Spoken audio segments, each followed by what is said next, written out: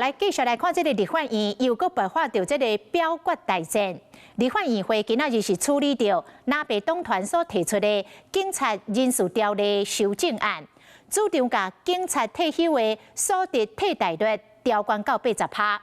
专事部的部长施玲吉来痛骂，讲这个修法会造成所得的差距，会让警职人员好康到一个让人想袂到的程度。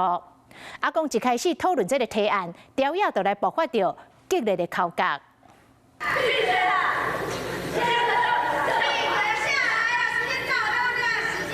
立法院长韩国瑜真无奈，因为要维持特殊嘛无效，因为伫讨论阶段尔，朝野就起冤家，拢是为着南北党团提案的警察人员人事修正案，议会要拼三通。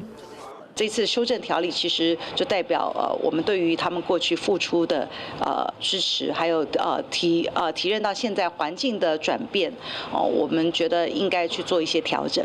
拢是为警消人员伫讲话，也要看这个法案。警察人事条例修正草案主张退休的警消人员所得的替代率，要比较军人为现行75%起5%，依照现行规定，警消人员伫112年平均的退休所得是52648块，去年已经提悬到53751块。拢比其他公务职等加差了4000块，若修法一个月以35年年资来算，未来一个月会使领74544块，比常务处长职等以下拢领较济。好不容易，马英九政府、国民党政府做不到的事情，在过去大家努力协调，终于完成了。那现在如果还要走回头路的话，要不断再修回去的话，我想这个部分只会造成未来的年金，更提早破产。真的80% 以后，它会创造出一个几乎所有文官没有办法接受退休所得的差距。这个退休所得差距就是读后呢警职工作到难以想象。